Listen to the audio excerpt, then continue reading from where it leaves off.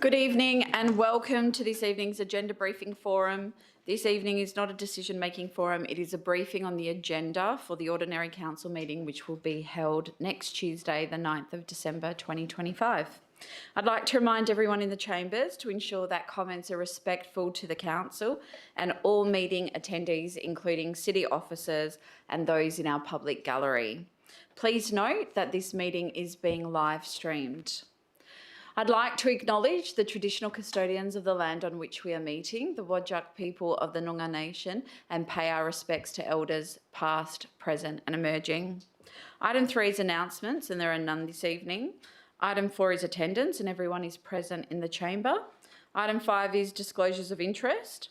George Rimpus, Acting Director of Infrastructure and Assets, has advised he has an impartiality interest to disclose on item 14.1.1 and will leave the chamber if this item is discussed tonight.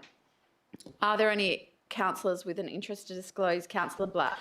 Thank you, Madam Mayor. I have two interests for this evening. Item number 10.4.2, Australia Day Awards. I am acquaintances with people who have both been nominated and those who have nominated others. It is an impartial interest and I'll stay in the room. My second interest for tonight is on item 10.5.1.3.1, the new local planning policy, short-term rental accommodation and guidelines. I have an indirect financial interest. One of my clients has an interest in this item and would have a financial interest. So I will be leaving the room if that item comes up for discussion. Can I just confirm, what was the number of that item again? That was 10.5.1.3.1. Okay, thank you. Thank you. Deputy Mayor. Yes, an impartial interest on item 10.4.2, Australia Day Awards. I know some of the nominees through my role as a councillor, so I will stay in the room. Thank you. Thank you. Councillor Latta. Thank you. On item 10.1.1, I'll just declare an impartial interest that I own a business in the city of Bayswater. And on 10.4.2, also an impartial interest that I know some of the nominees through my work as a councillor. And you'll be staying in the room for both of those items? Yes. Thank you. Anyone else? Councillor Pittaway. Madam Mayor, just on item 10.5.1.3.2, just new local planning policy of childcare premises, just an impartial interest in. I'm now a member of the Bayswater Childcare Association, and I'll stay in the room. Thank you. Deputy Mayor. Yes, sorry, and a similar impartial interest on item 10.5.1.3.2, the local planning policy childcare premises. I am also a member of the Bayswater Childcare Association, so it's impartial. I will stay in the room. Thank you. Anyone else?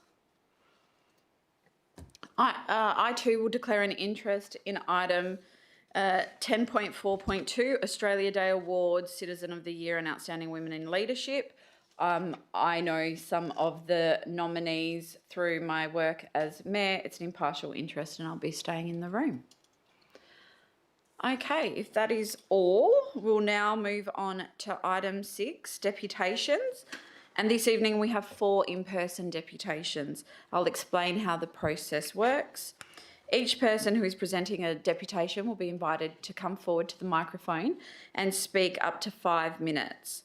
As we get close to 5 minutes, I will let you know so that you can conclude your presentation. Once you have finished, the councillors may have some questions for you. And I will now call the first person, which is in relation to item 10.1.2. David Hahn has requested to speak in opposition to the officer's recommendation. Thank you, Madam Mayor. Councillors, Jeremy as CEO, thank you for the opportunity to speak this evening. My name is David Hahn. I'm a director of a company called the Boring Business Company. We tendered a submission for the lease of the premises at 14 King William Street, being the old Bayswater Post Office. And I note that there was a recommendation put forward to the council that we weren't the preferred candidate out of the 3 submissions, and I'd just like to spend a few minutes just to give you my thoughts about why I think we should be the preferred candidate. I think sort of falls under 3 parts. I think our submission was incorrectly evaluated against the expression of interest evaluation criteria, and I'll note those in 1 second. I think it best fulfils the key result areas of 2.1, 2.2 and 4.3 of the City of Bayswater Council Plan 2025 to 35. And I'll address a couple of the points that were in the conclusion in the report notes that you have. So the EOI evaluation criteria, there was 3 of. One of them was the business concept itself, which carried a 40% weighting. Our business, sorry, just to go back 1 step to go forward, is I guess a laundromat, but not in the form of a laundromat that you may know with the sort of boring white tile floor and so on and so forth. It's got a few more bells and whistles to that, which is all in our submission. There is currently no laundromat in the suburbs of Bayswater, Embleton and Bedford, which in the 2021 census was about 24,500 people. And there's also no dog wash facility in those 3 suburbs. Our submission was a combination of the 2 businesses in that premise. The addition of a laundromat adds value to a current retail offering in the Bayswater Village, obviously as it would be a new business there, and therefore would drag new people, new customers, new business into that area. Our trading hours are long, 6 a.m. in the morning till 9 p.m. at night, so we actually extend, I guess, the trading hours in that precinct over most of the businesses now. Laundromats, as I'm sure you're aware, are what we call a long dwell time shopping experience. You know, it takes an hour and a half, depending on how much laundry you've got to go through the whole process. The machines that we will install have a bunch of new technology, one of which is SMS notification, so you don't actually have to sit in front of the machine and watch it sort of spin around. You can obviously take the time to walk across the road, have a glass of wine at King Som, or down the street to the one of the local cafes or whatever. So therefore, the people that we attract into the area can also spend their time and their money in other local businesses, and we think that's a positive. We have a wash, dry, fold service as part of our laundromat, but what we will be doing is offering local residents, particularly suited to stay-at-home parents, to start up a local small business, use our laundromat. We will do the advertising and marketing to drive that wash, fold, dry business, but they can set themselves up as their own small business. So it's not just us that is, I guess, starting a small business in the area. There's the opportunity for more people to do so off the back of us. We have a bunch of what we call smart lockers, just like the Australia Post ones, where you go and pick your parcel up, which we use for the wash, dry, fold service, so people can drop them off after hours and pick them up after hours. And our intention would be to offer that service, those lockers, to all of the local retailers in the area. So for argument's sake, the pharmacy could put an order into those lockers and have one of their customers come and pick it up from our premises out of hours and so on and so forth. So again, we're trying to integrate ourselves with all of the local community and the local small businesses. And part of the building we will offer to another, what we call complementary business, so that could be a tailor or an alterations business or a cobbler or something like that, to start up. We'll provide most of the fit out, and we'll wear all of the outgoings, the power and so on and so forth. So that would give somebody a leg up, an opportunity to start a small business at very little capital outlay. If we don't find a sort of a complementary business, then we'll look for something that can use our long dwell time, so like a nail bar, nail salon, so you get a manicure, pedicure while you're doing your laundry, so to speak. And experience and personnel was the other part of that submission, which was also 40% of the total weighting. I myself have had 30 plus years working in a bunch of large organisations like Unilever and Budweiser and Cadbury's and so on and so forth, both here and overseas around the world. I know how to build businesses, I know how to run businesses, I know how to make business is attractive to people. And my business partner, Cherie Valletta, has spent 30 years running and developing a bunch of her own small businesses and is currently the visionary behind Uncle Joe's Barbershops, of which there's one in Perth and one in Fremantle. You've We just, both- you're at 5.5 minutes. Can Oh, you okay, please I'm conclude sorry. now? All right, look, okay, I'll just rush through the end. I'd just like to suggest for consideration that our proposal gives local residents access to previously unavailable services. It provides the opportunity for the start-up of several other small businesses in the area. We will use due care and respect with regard to the heritage nature of the building with our redevelopment, and we'll drive visitation to the precinct that all businesses in the area will benefit from. And I'd just like to ask the council to just take those ideas into consideration when evaluating us versus the other two. Thank you very much for your deputation. I'll just see if there's any questions from councillors. Sure. I have a few questions actually. So I don't know a lot about laundromats, but you did mention that there aren't any in the suburbs of Bedford, Bayswater and Embleton. Correct. So I guess my question to you is, if that's the case, how have you come to the conclusion that one in Bayswater is necessary, and what are your projections in terms of usage? Sure. So there's 62 current active laundromats spread across the Perth metro area. So there's literally one per suburb, and in some cases, so Maylands as an example, around the corner there's 2. Mount Lawley has 3. Morley has some. Morley has 2. Yeah. So it's just one of these little pockets. I guess when we were doing our due diligence for our business plan, that sort of popped up. And talking to the equipment suppliers, of which there's 3 major manufacturers who distribute their equipment through Western Australia, they say that they get inquiries all the time from prospective people like ourselves wanting to set up a laundromat going, gee, I wish we could find a spot in Bayswater. There's that little pocket where there isn't one. And I guess in terms of projections going forward, I think one of the plans for the council is to talk about building infrastructure now and for the future. And obviously that Bayswater Village precinct around the train station is sort of earmarked for some more future sort of medium and high density housing developments, medium rise, et cetera. Those people are traditionally large users of laundromat facilities. But laundromats are also used in a number of ways these days. You may have, large bedding that doesn't fit in your laundromat. Dog wash, we have dedicated dog washers and dryers for your bedding, your pet bedding. Lots of people who are FIFO workers, they come home with a bunch of red dirt and diesel fumes and so on and so forth on their clothes, and they get told that that's not to go in the home washing machine. Take it down to the laundromat and clean it. So lots of stay-at-home multi-generational families now. Cost of living pressures.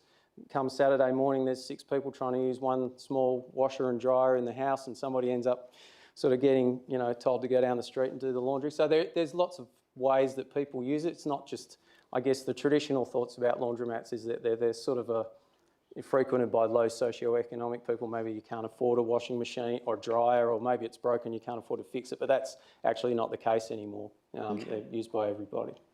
And did you do any, or did you look into any space that was available at the train station? We did, yeah. So there was if you're familiar with the 7 tenancies, if you're coming from, say, the Bayswater Hotel side to go underneath the thing, there's one that sort of sits on a 45-degree angle looking sort of straight at the road. That's 103 square metres, which is enough for our business. Unfortunately, we have gas-powered dryers, and the Public Transport Authority wouldn't allow us to use gas-powered dryers underneath the train station. I don't know why. There's about 2 metres thick of concrete, and there hasn't been a laundromat fire for years and years and years. The equipment is safe. The equipment is, assuming you put in all the right ventilation and everything, which everybody does, of course. But yeah, they rejected our proposal. Okay. Yeah. Thank you. Any Councillor Ludder? I'm just a bit curious if there was something in particular about this building that made you think that this was the right place for your business. It's quite a striking Yeah, it's unusual, business. yes. And curious, I suppose, like the Mayor, if your interest in the area goes beyond just that particular building. Like I've seen some other commercial spaces around the corner that have opened up recently as well. Yeah, so yeah, we have been looking in the area. Both of us are local residents. Myself 24 years and Sheree 17, so we know the area pretty well. There's a few things that are particularly required when you're looking at a commercial property. Obviously, the machines are heavy and they spin, so no wooden floorboards. You need, nice layer of concrete, good ventilation. They generally, it's better to put them in single-storey buildings for those sort of purposes, which sort of narrows down your catchment or your opportunity for things. People don't want to walk with heavy loads of washing, so you need parking, like right out the front, and obviously with the bank there's bays down the side as well as out the front. It's a nice sort of rectangular tenancy. Machines, you can't sort of bend them into places. They're large. They work well when run in banks, in runs and so on and so forth. And so that property sort of ticked all of our boxes.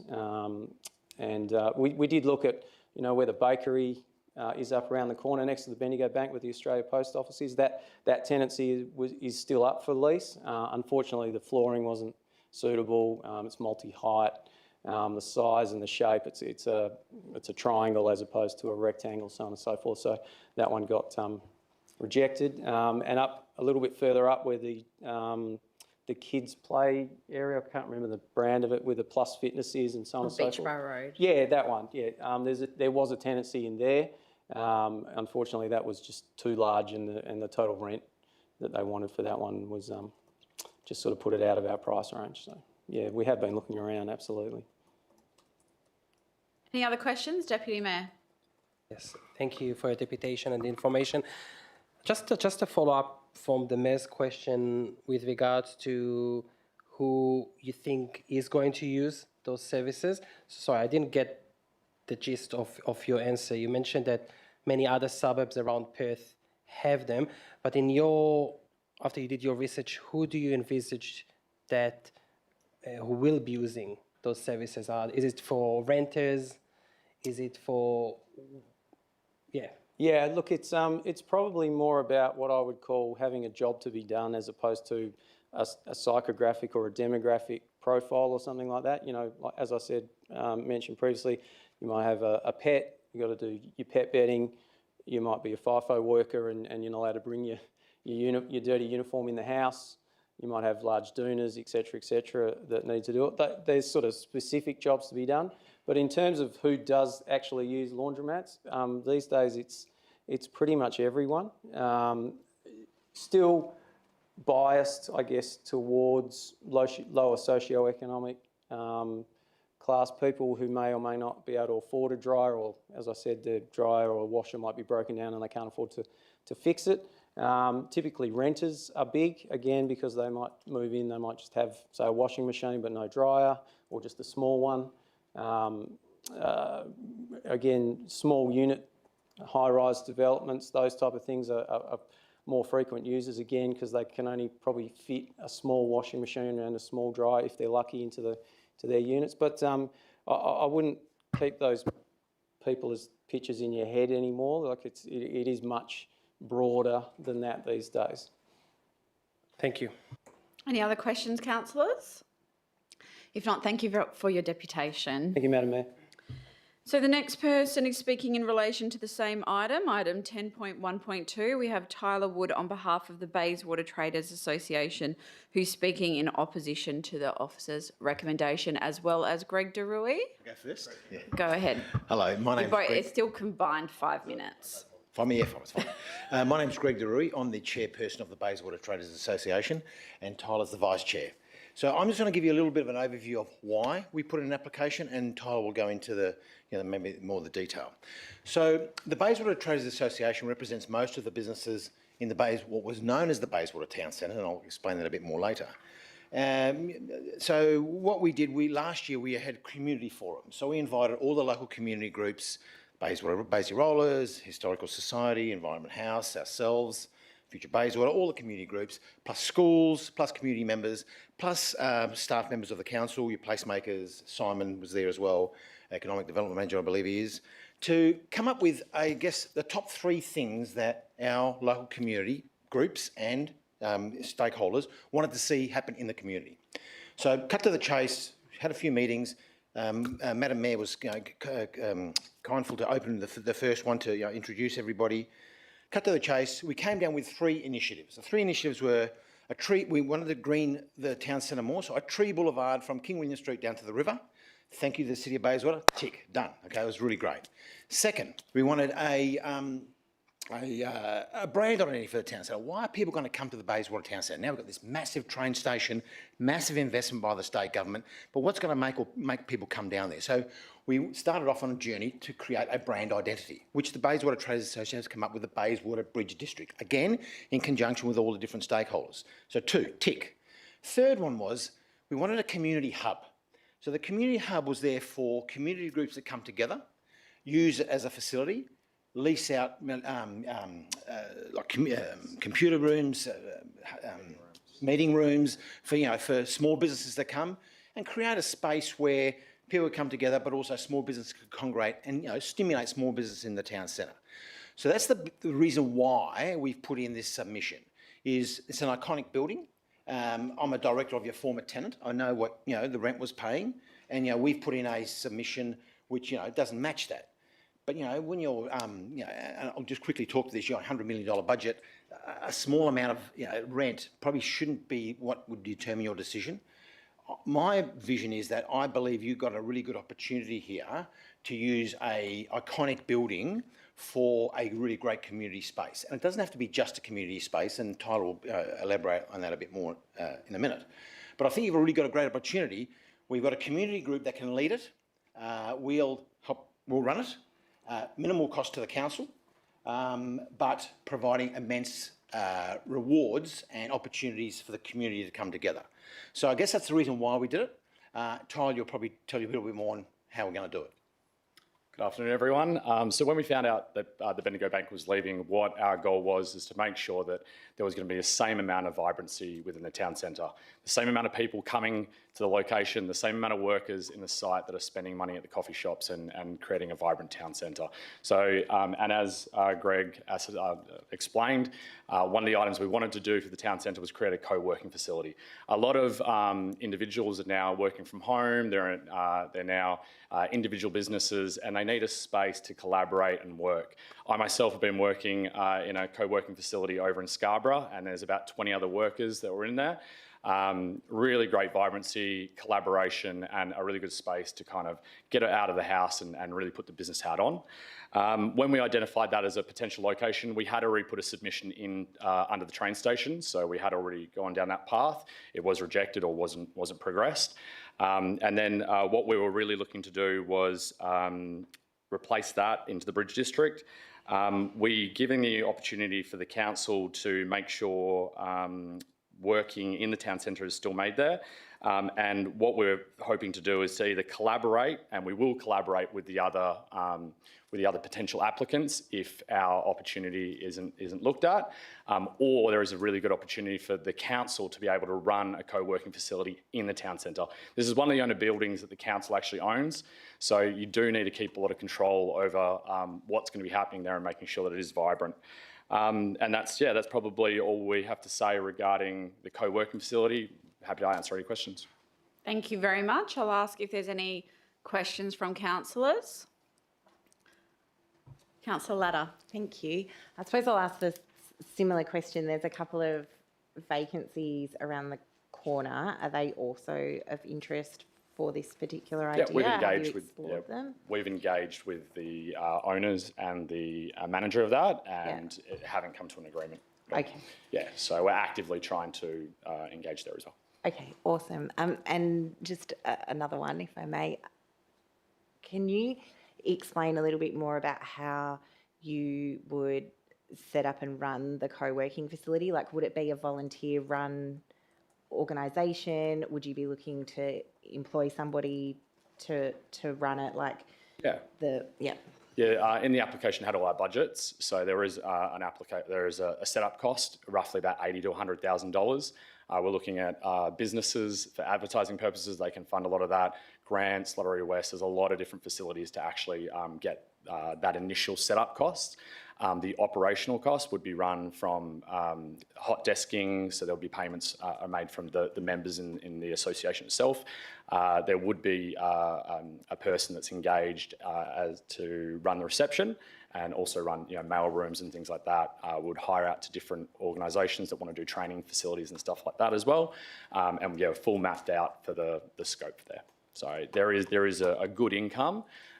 It's definitely not capable of $50,000 a year, which we kind of did a bit of a market analysis, and we deemed that as pretty high for what the facilities were, especially with the high cost of getting into the actual location. Yeah. Go ahead. What's the sort of minimum square meterage that you've been thinking of for this? I think you mentioned before that you would possibly be interested or be open to co-locate with somebody else if you weren't successful. Yep. So would that work if it was...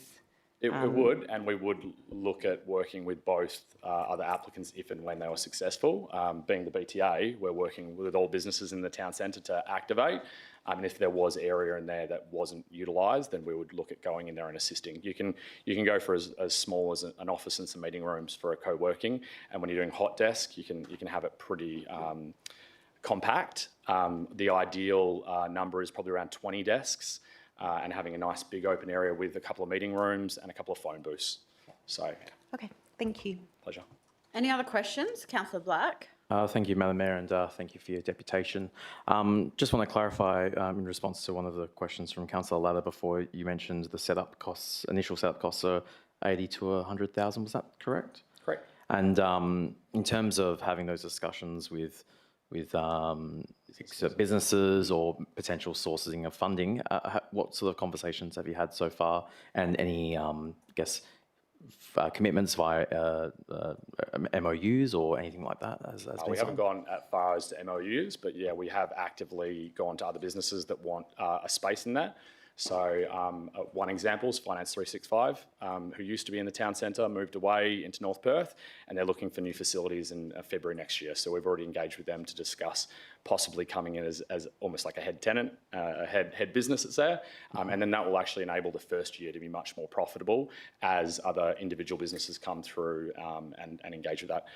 Your stuff like finance brokers, there is a new real estate agent in the town centre, Peered. I was only there this morning, and there's already 5 real estate agents that are working out of that facility as well. So that's private to them, but you can see that a co-working facility where individuals of the same organisation or of many can create really good vibrancy, and it does bring people into the town centre. And you mentioned obviously the setup costs and the like, and you haven't really explored that yet, given that it's still in its infancy stage. I guess, do you have an indication as to how long that may take to set up those or receive that funding to set up the space for use, if you were awarded that lease? Yep, most of the initial phases of a standard lease take 3 months to kind of facilitate anyway. We would be able to do that within that time for sure. Yeah, and just one more question, thanks, Madam Mayor. Just in the officer's report, it mentions open 24 hours for permanent members. Is that members of the Bayswater Traders Association? No, members or people that are subscribed to the hot desking. We plan to have like 10 permanent people there and roughly about 20 to 25 hot deskers, which wouldn't have a permanent desk, but they would have a more open area. And a lot of them are international workers. They're working in America, they're working in Europe. They need a quiet spot to do their Zoom calls or to engage with global trade. And so you do generally have it as 24 hours access, but there's only a certain amount of time that a reception or something like that would be open and active. Yep. And it's just in terms of that eligibility to become a member, was there going to be envisaged to be any restrictions, or it has to be within the Bayswater trading area, or just curious to see if you've thought about that component? It would be people that want to work out of there, and it would be generally people within the area. You wouldn't get somebody from Joondalup coming down here to do co-working, because that would be a monthly cost to it. Monthly cost for a full desk is ranging from $500 to $1,000 a month, and hot desking could be anywhere between $100 to $250 a month. So it'd just be a monthly membership effectively. No worries. Thank you. Thanks. Any other questions, councillors? If not, thank you for your deputation. So we now move on to the next deputation, which is in relation to item 10.4.1. And we have Gerard Weibenga, I think, was that close? Yes, very good. Has requested to speak in opposition to the officer's recommendation. Go ahead. Thank you, Madam Mayor. In relation to the proposed development at 24 Sopwith Elbow, so there has thus far been 2 revisions or two reiterations of design for that. And on the first case, it was rejected on the basis of breaches of the R codes and some other issues, which we actually raised a petition against. So this has actually raised a lot of concern for the residents, and the residents, some of them are here with me tonight because they're very concerned about this. Basically, the background to this is 2 petitions have now been raised, and the second petition is with you at the moment, and it hasn't been considered as yet because it was put on hold because of the elections. So, so it appears at the moment this has gone around in circles a little bit too long, and the concerns of the residents as yet have not been addressed. So we're here tonight to raise those and put them on the agenda for you guys to consider. So over the past 25 years of this area, the residents have invested a lot of time and money to make this area of the Maylands Lakes, which I think some of you were very familiar with because of the mosquito problem. It's a beautiful area. Just keep talking. It'll Okay. come back. Okay, no worries. And the developers are rightly interested in this area. It's beautiful. And thank you to the people over 25 years who have made it like that.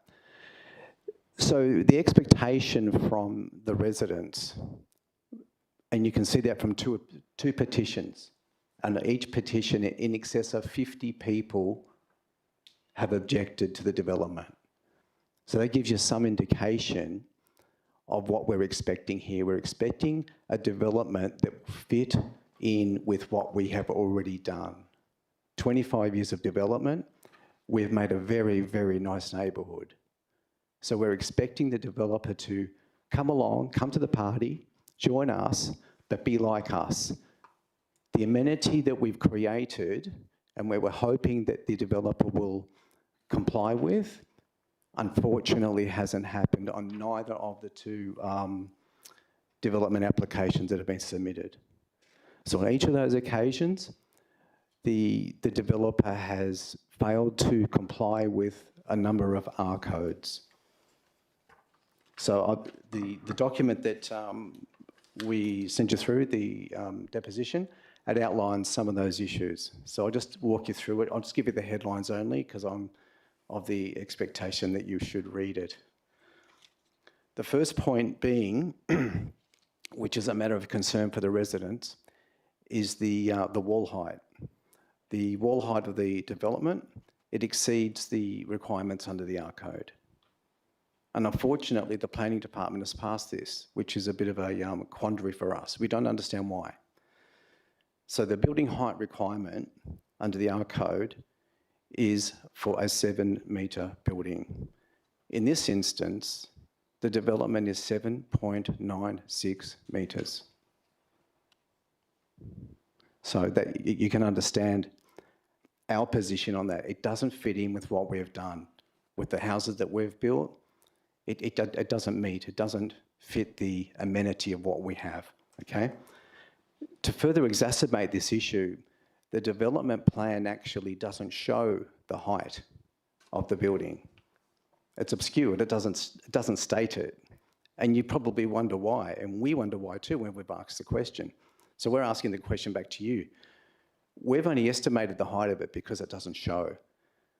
But on the basis that it's not being displayed to you, doesn't that identify that perhaps there could be something else that's not being honest and upfront from the developer? We don't know, but that's a question for you and it's a question for the planning department. So that's the size and bulk of these two developments. It's one development, but there's two houses in the one block. It's significantly out of character for what we have in Maylands. The development that Satterley built some years ago, it was predicated on the requirement. It actually did say in the initial covenant that each block can only and should only accommodate one dwelling, one. But here we have, in this instance, which is probably the last block available, this development is going to attempt to accommodate two dwellings. And not only two dwellings,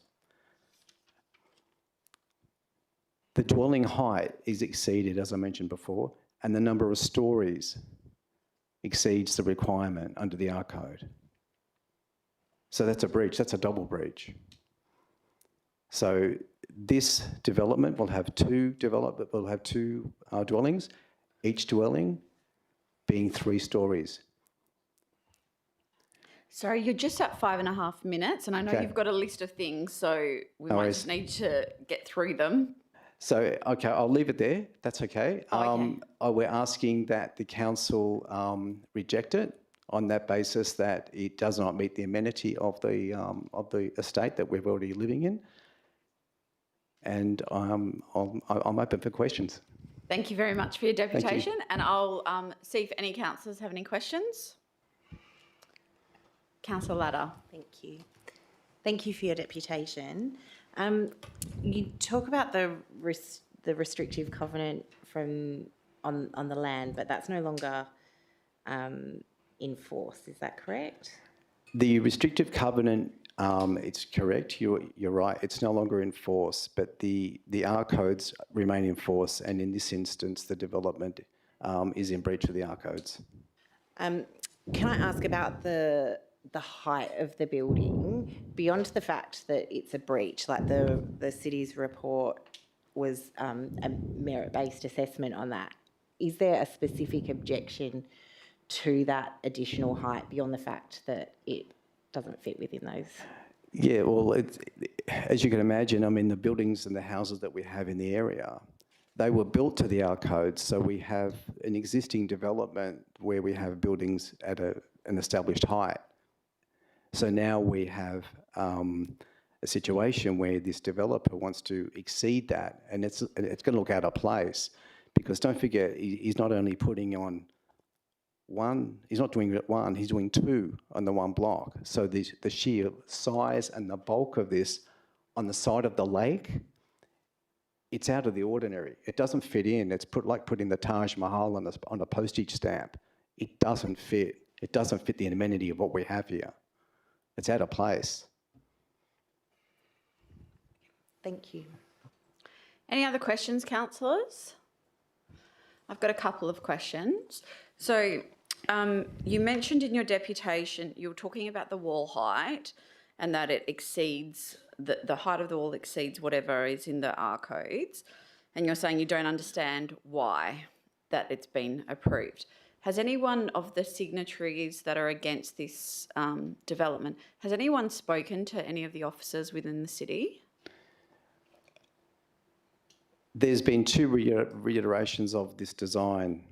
The first time I went through, the number of people, yes, we spoke to the planning department, and the planning department acknowledged initially that the height exceeded the R code, and therefore on that rationale, the council then allowed, or the planning department put it out for public comment. So yes, a number of us have spoken to the council, and they've acknowledged initially under the first revision of the design that it exceeded the height limitation.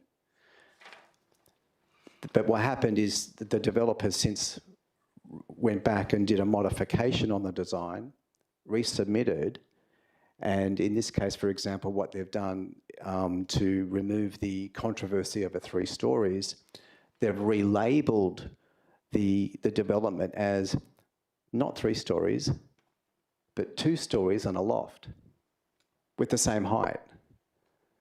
And therefore, on that basis, the planning department's gone, okay. And that shouldn't be the case. It's still the same building. The only difference is they've just removed the internal walls, which can easily be re-established by anybody, and it becomes 3 stories again. So can I just ask, the main concern about the resident is that most of the homes are double storey and you consider this to be a 3-storey home?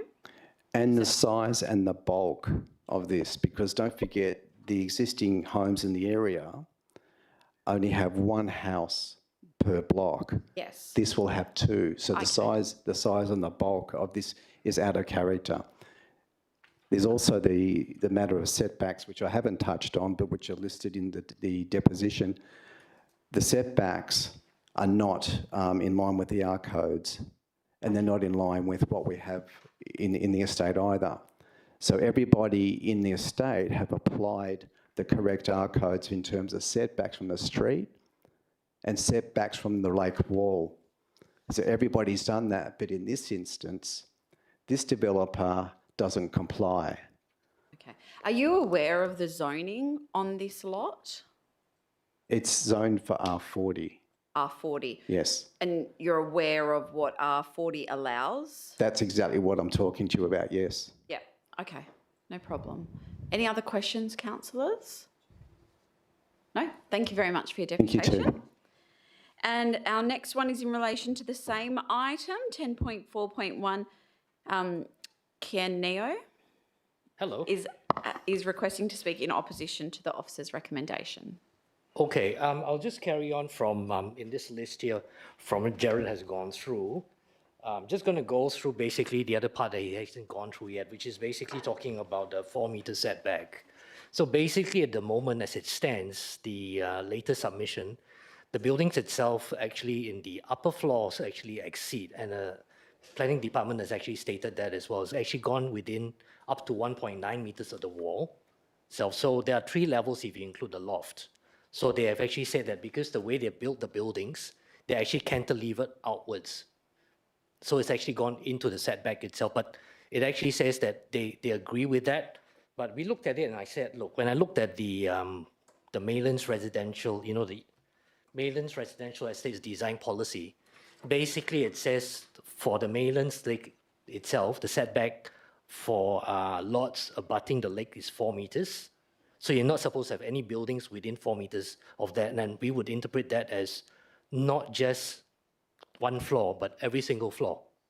So in this case, the 2 floors above would actually abut within 4 meters. So it's actually gone into the 4-meter setback itself. So that actually also adds to the building bulk. The rest of all the other houses abutting the lake on the estate itself actually don't have that issue. So if you look at it, it actually says, is this development consistent with the established local character? The answer is it's not, because it's the only one that's actually going to go within the 4-meter setback and at the higher floors as well. Second thing is, does it unduly impact the local amenity? It actually does, because I looked at it in 2 ways. One actually is the fact that, especially for the south-facing lots itself, their view towards Lake Bugana itself will actually be impeded because of the forward setback. They can't actually see anymore. Part of it will be blocked. And I think when the developers created this, they actually wanted everybody to have the similar look and feel, so you don't actually overbuild on the lots itself. So that's the 2 parts over here. The other parts I want to bring up actually is regarding the point 3, which is basically the geotech report and also the wall report.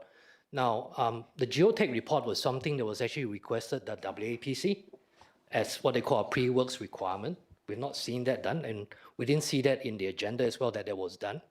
And second thing is, we understand that the wall report was done, but there's not much detail as to what was actually done, because I want to explain the area which they are building in at the moment actually has got clay soil, soft soil, it's pretty high water table levels. So it's actually quite a challenging area to build on.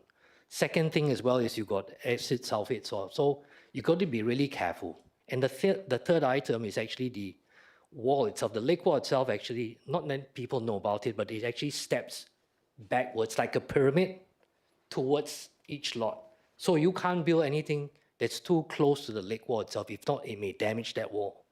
So when you look at it in all these factors, and we want to actually make sure that the lake and the very nice surroundings are protected, we would actually like to have that, what they call geotech report, to make sure that that lot they're building on can support that weight, and also the fact that it doesn't actually impact the wall, because if the wall goes, the consequences are pretty great.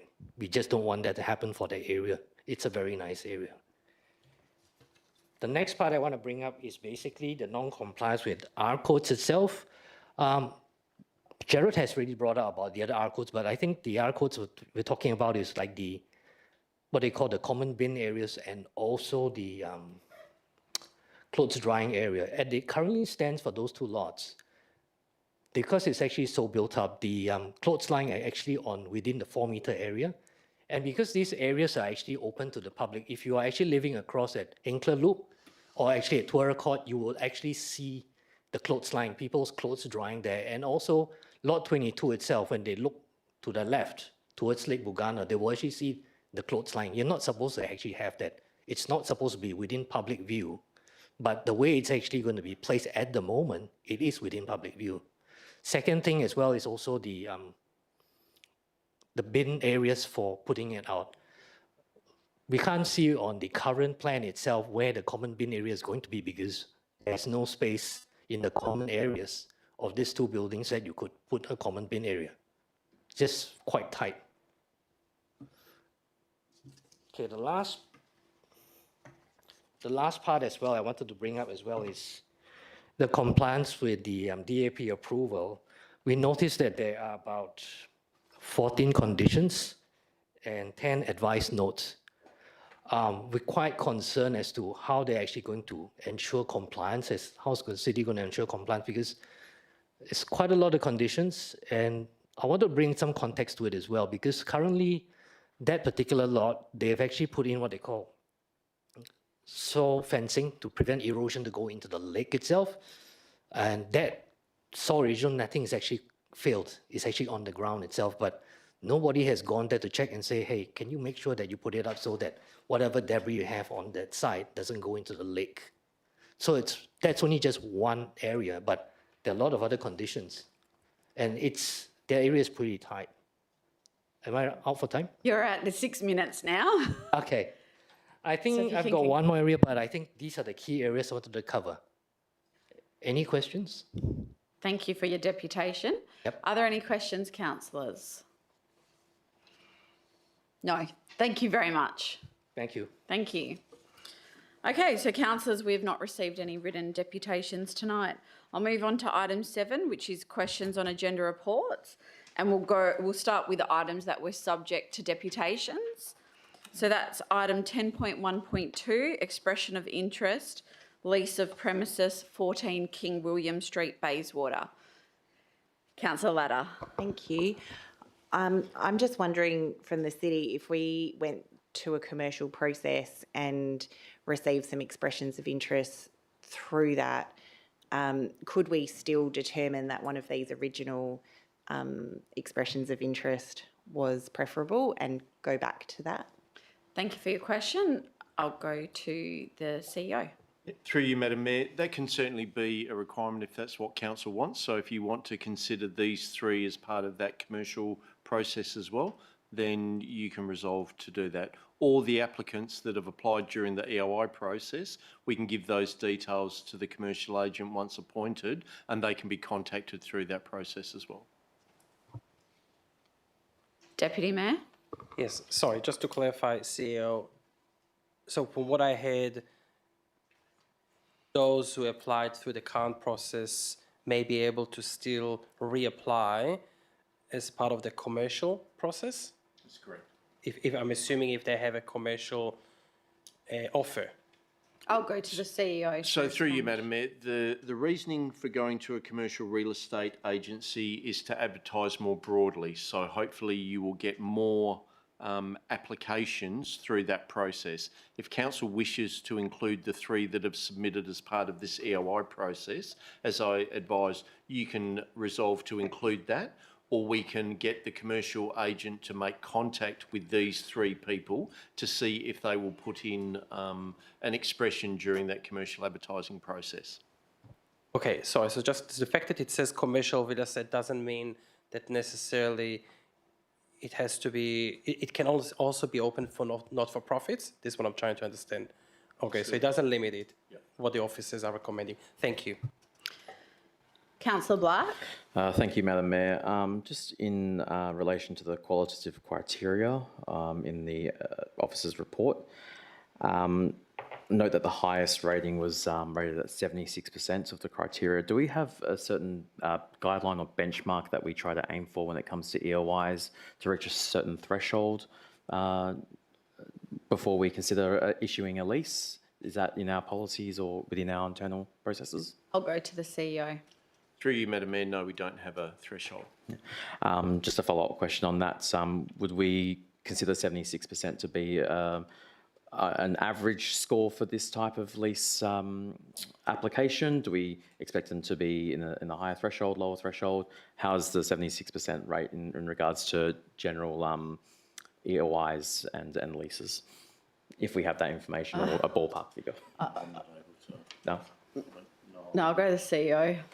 Yeah. Through you, Madam Mayor, no, I wouldn't have that information, and we wouldn't have a threshold or any benchmark that we work towards. The rationale for the recommendation within this report is the location of 14 King William Street being a key strategic location within the Bayswater Town Centre, and we were hopeful to get more applications for council to consider, and thus the reasoning behind the recommendation to go out with a commercial agent to broaden that to get more choice for council to make a decision on.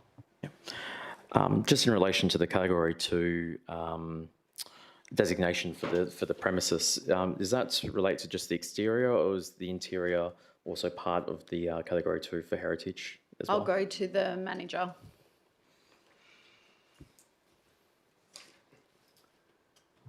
Through the chair, it's primarily in relation to the external facade of the building. However, there are elements internally which we would look to preserve, but we can work with any tenant to, I guess, retrofit the building. Yep. And was the interior and the ideal preservation of that considered as part of this EOI process when these applicants submitted their plans and concepts? Through the chair, not at this stage. The applications did not include details of full fit-outs. It would be done at that stage. Thank you. Any other questions on this item? No? Okay. So we'll move on to the next item, which is 10.4.1, proposed 2 group dwellings, lot 324, 24 Sopwith Elbow, Maylands. Councillor Ladder. Thank you. I want to understand from the city if there is a difference between a third story and a loft, please. I'll go to the director. Thank you, Madam Mayor, and through you. Yes, we have to work within the residential design codes, and the residential design codes are very clear that a loft is not considered a story. Okay, so what the deputy mentioned that the height was the same. Are there design elements that transform it from a story into a loft? Can you explain what the difference is? I'll go to the director. In terms of the design? Through you, Madam Mayor, in the deemed to comply section of the building height under 3.2 of the R codes, you can have a maximum number of 2 stories for an R40 site, so that's why it's relevant, being 2 stories. But the R codes equally makes it very clear that a loft is not considered a story. And the loft, that space doesn't have any bathroom or kitchen or anything like that, so it qualifies clearly as a loft. So it is a loft, and a loft is not a story. Okay, thank you. I actually have a couple of other questions relating to the deputation, but I wonder if it's possible for the city to provide councillors generally with a response to all the different points from the deputy that's been provided in writing. We can request that from officers, absolutely. Thank you. Deputy Mayor. Thank you. I do have several questions for you, Madam Mayor. I'll start with the loft issue because it was just raised. So, are there any conditions for a loft? Is a loft can be a room, can be used for habitat, you know? I'll go to the director. Through Madam Mayor, I've just got the R codes in front of me, and it defines a loft as a room or space within the roof space of a building. Okay, so someone can live in a loft. Yeah, it's a room, so you can occupy that room through you, Madam Mayor. Thank you. I couldn't see any table in the report as we usually get in planning application, which shows the design elements and the compliance with the which is specific of each element. We usually get those tables that show the height and the setbacks. And in this one, we didn't get one. So I'm trying to understand, can we get one and show what's the requirement under the R codes, what is the requirement under the guidelines, the state guidelines for the Maylands Lakes, and what is being provided and the assessment of the officer's compliant or variation, as we usually get. Can we get it? I'll go to the director. Through you, Madam Mayor, it's very important to understand exactly how the R codes work. Tonight we heard the word breach being used, which is really not appropriate. A breach doesn't really exist when doing an assessment under the R codes. There are two valid ways of an assessment under the R codes. You can either meet the deemed to comply, which is a number, or you can be assessed under the design principles, which is more of a merit-based outcome or assessment process. In this case, as an example, the reason why a merit-based design principle assessment was done for the wall height or the building height is because the maximum height in R40 zone under the deemed to comply is 7 metres, and this is 7.9 metres. But equally, the maximum total building height in an R40 area is 10 metres, and this proposal is less than 10 metres. So whilst we can provide that information to you, it actually meets all but that wall height dimension of 7 metres, but it's off by about 0.9 metres, and so therefore a merit-based assessment was done under the design principles. Yeah, thank you for clarifying, Director, but we don't, all the figures that you just mentioned are not here in the report. So we do not have, as the decision makers, that information, and we should have that. Can we please get all the details of the setbacks, the heights, setbacks from the street, from the lake, and versus the guidelines? Deputy Mayor, do you have example in front of you Yes. of previous reports Yeah, where we've had that? yeah. So perhaps we could provide that to the director I would love to. outside of the meeting Yeah. and just ask for that to be circulated as an addendum to the item Thank for you. councillors to consider. Thank you. Okay. A different question. So this report doesn't mention that, but the previous report that we considered in, I think it was July, did mention that council in 2021 reapproved the Maylands Lakes estate guidelines. Can we please get a copy of that decision of council showing that the council approved that we will follow the guidelines for the Maylands Lakes? Can we get a copy of that? Director.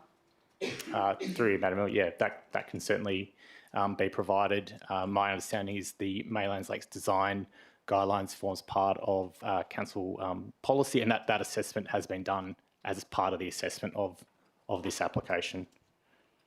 Thank you. And does this application complies with the guidelines approved by council? I'll go to the director.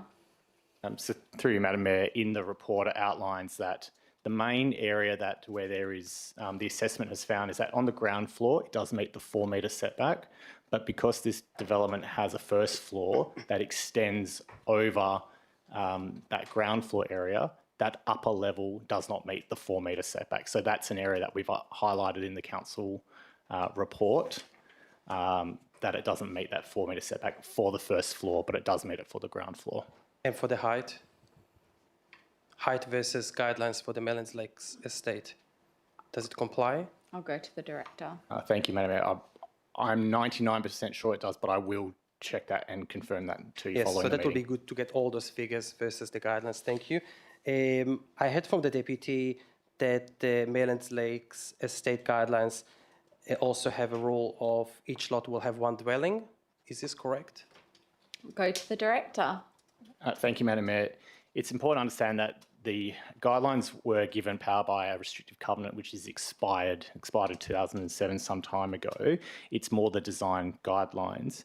The council's town planning scheme designate this site as residential R40, and R40 means you can have an average lot size of 220 square metres. So this lot is 722 square metres.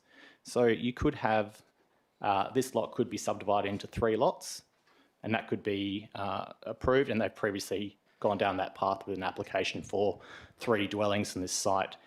This application's been lodged more recently, and it's for 2 lots across, so it does meet the council's planning scheme for the R40 density code.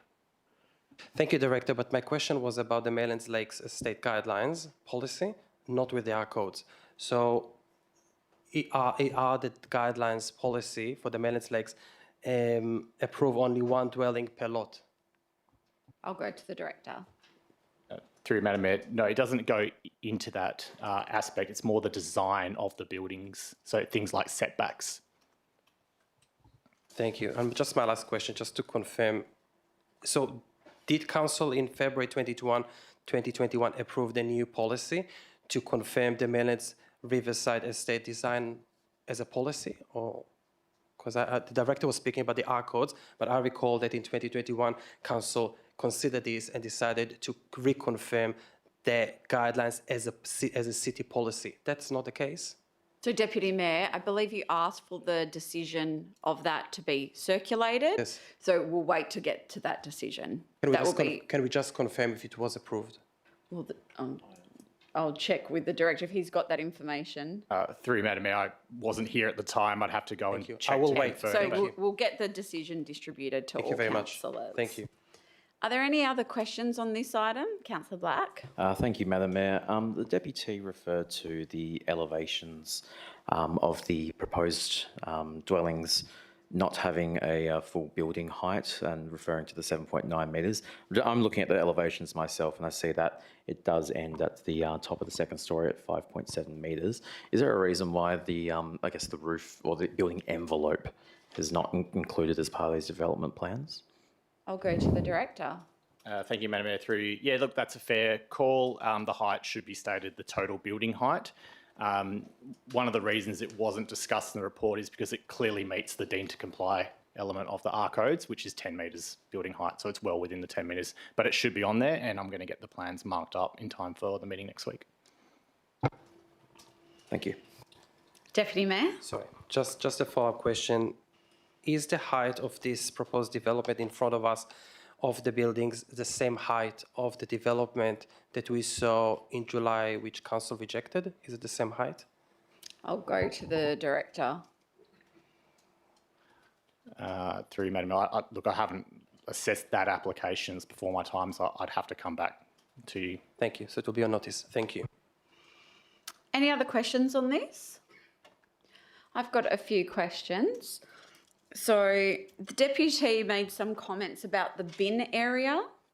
Can I just get some more information, if you have that, Director, about the concerns that may be about this bin area? Thanks, Madam Mayor, for the question. Yeah, look, there are provision for bins made and shown on the plans, both for storage and being able to put out onto the street for collection. So I have no concerns around the provision of bin storage for this proposal. So there is space in the common area for the bins? Is it common area? Because that was a language that was used. Yeah, so through you, Madam Mayor, there's two dwellings, there's some common property area. There is room shown for each dwelling to have their own bin store area. Okay, thank you.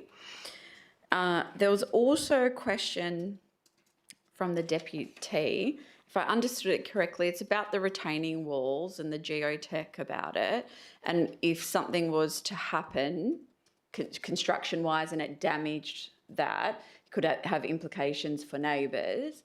So if that were to happen, who's responsible and what's the course of action in that case?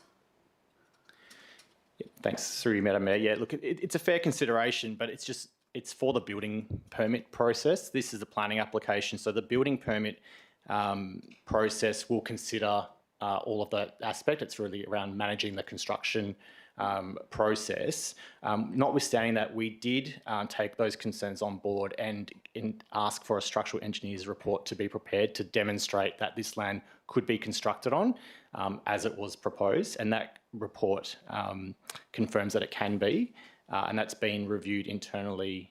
So not just by the structural engineer's word, we've also reviewed that. So the wall is, if that was damaged, that would be a matter that council would have to discuss with the property owner. Okay. Thank you. And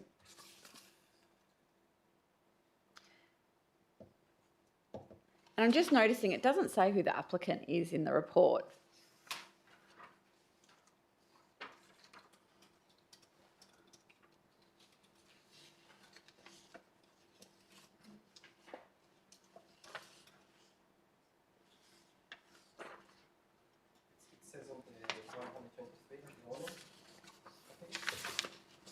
My page is different to yours.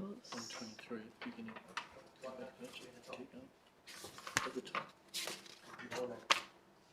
Oh, sorry, I was looking at 126. Okay, no, forget that question. And then the last question I have is about the setbacks. So I understand that you say the ground floor meets the 4 metre setback requirements, but then the second story overhangs. So it goes within it, you know, it's built within the setback. Is that allowed? Is that standard? Can that be done? Is setbacks just for the ground floor? The idea around, through you, Madam, the idea around setbacks is to help to ensure that around bulk and scale and the like. So they're keeping the ground floor setback maintained to 4 metres, but that first floor level is at, in some points, less than 4 metres. And if I just refer to the plans, some of those areas actually on that first floor do maintain that 4 metre setback. It's just in some areas it does go down to as low as 1.9 metres in portions of the development. Do we know why the design has been done like that? So the applicant is able to make application and make a case. If it doesn't meet the number, the 4 metres, then they can request an assessment under the design principles. Okay. So that's what I was saying. The R codes does allow an assessment not based on a number. So there's really no such thing as a breach. If it doesn't meet that deemed to comply number, the 4 metres, then there is a merit-based assessment. And so that assessment is around, and I'll just read out some of the words just so we're all very clear.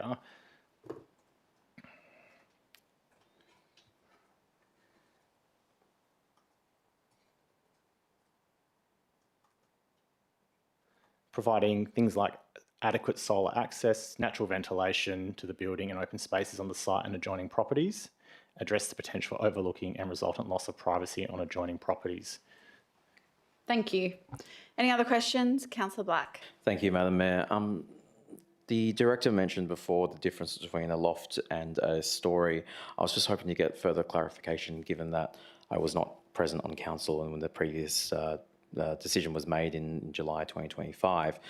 A loft, could you just provide that definition of what a loft is compared to how a story is? What is the functional difference? Is it access? Is it what's available on that story? So, councillor, he did read out the definition of a loft, which is a room in a roof space. Yeah.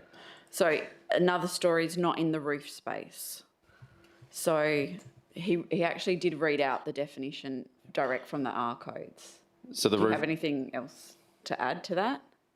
No, it's in the roof space. So just to clarify, the roof space begins when the slope of that roof commences. Would that be correct? Just from a more technical standpoint, what that roof space definition is that correct? Through you, Madam Mayor. Yeah, yes, that's right. Okay, thank you. Any other questions? No? Okay. So that was all the items that were subject to a deputation. Councillors, I've been informed the Deputy Mayor has questions on one item. Does any other councillors have questions on any other items? Councillor Latta? Sorry, 2 seconds. I'm just finding out what item it is.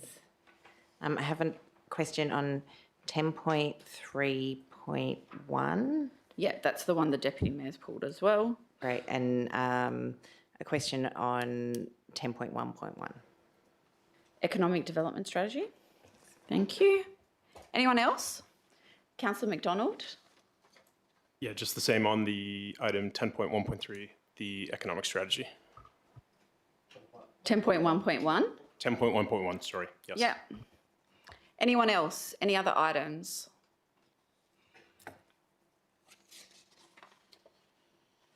No? Okay, so we'll go to 10.1.1, Economic Development Strategy. Councillor Latta. Thank you. Sustainability is featured quite prominently as one of the trends in the report, future trends, and I just wondered if the city can explain how or which aspects of the strategy speak to that. I'll go to the manager.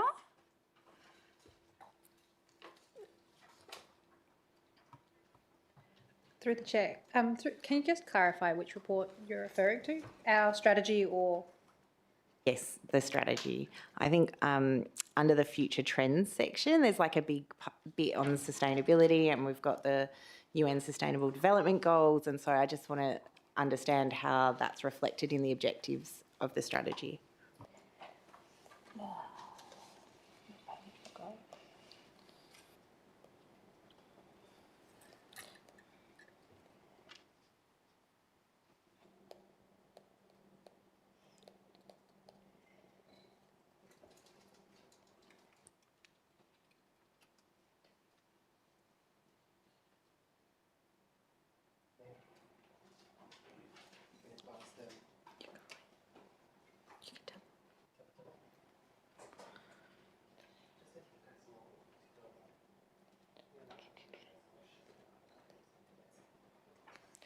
Through the chair, so I guess the intent is that the sustainability platform is through those objectives. So, you know, focusing on town centre development, encouraging mixed-use precincts as a part of that sustainable ethos, and then how that then would happen is done through the action plan that's referred to and future informing plans. Councillor McDonald. Hi there. Just a couple of questions. So the 14 submissions that were made, did they result in any material changes to the document? I'll go to the manager. Through the chair, no, there were no proposed changes based on the submissions. The action plan that's mentioned as the driver of the strategy, but that won't be provided to council, will it? That'll just be an internal document? Through the chair, so the action plan, yes, will be an internal document. However, council will see any proposed actions in that plan as part of the service planning documents and budget process as a part of the request for funding. Sorry, just a couple more, Madam Mayor. So our only oversight will be via the budgeting process primarily? Through the chair, yes. And business planning. It's business planning. Yep. And as a part of any informing plans which are developed to feed into this, council will have to endorse any of those informing plans as well. Okay, thank you. Any other questions on this item, councillors? No? We'll go to the next item, which is 10.3.1, the place-based plan review. Deputy Mayor, you pulled this. Yes, thank you. I just have one question. On the hard copy, page 69, it refers to a council decision on this issue, which talks about having playgrounds catering for different age groups and using material in playgrounds to prevent burn risks, etc., for kids. And the report says the document reflects this resolution. So my question is, can the city refer to the specific sections where I can see that the council decision has been reflected in the document because I couldn't find the references. I'll go to the director, acting director. Thank you, Madam Mayor. Could you just rephrase the question? Yes. Exactly what you're looking for, and if Yes. it's information, we're happy to provide that. Yes, so again, on page 69, it refers to a council decision that was made in November 2022. Under the executive summary. Under the executive summary, yeah. Yeah. Yeah, and it refers to specific things that council asked the city to undertake, and one of them is to have playgrounds, to ensure that playgrounds in the city cater for different age groups. This is part of the resolution, I'm reading it. And another aspect is to ensure that the play equipment is uses material that is suitable for kids to prevent burn risks. For example, not metal, other material. So my question is, and the city mentioned that the document, the new strategy, reflects the resolution. So my question is, where can I see the references in the document showing that those aspects that council instructed have been implemented in the document? Through the chair, thank you, Madam Mayor. We can provide the information of the past projects that we've just completed over the last 3 years as to the materials that we've been used. I can reassure that the materials in terms of the plastics that were used before, in terms of the heat, have been adjusted and they use alternative products. However, in terms of detail by detail, we can provide you those details for the last 3 years that have been adopted. Thank you. So, sorry, but acting director, this is not what I asked for. That's too much work. What I ask is to see in the document where those principles have been implemented, not the specific examples. It says the document reflects the resolution. So I'm trying to understand where in the document we can see that those two principles have been implemented. Happy to take it on notice. Thank you. Through the chair, we'll take that on notice. Thank you. Not a problem.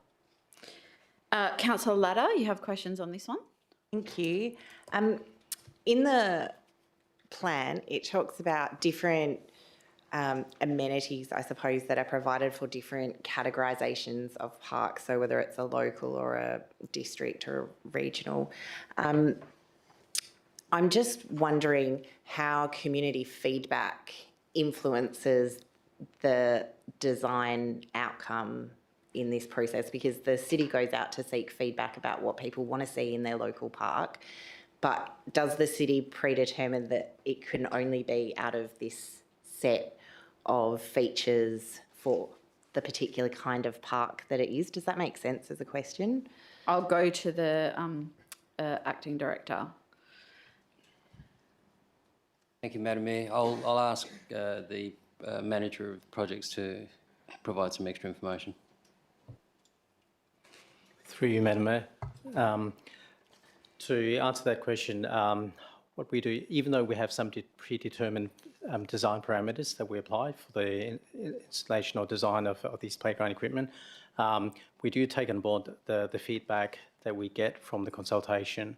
So some of the feedback that we have taken into consideration in terms of designing for these playground equipment have included in the past specific shade, accessibility. So accessibility could range for a whole lot of things as well. So such as, for example, provision of a parent be able to push a pram right up to the playground area. Other parameters that we have applied in the playground equipment include specific softball ground.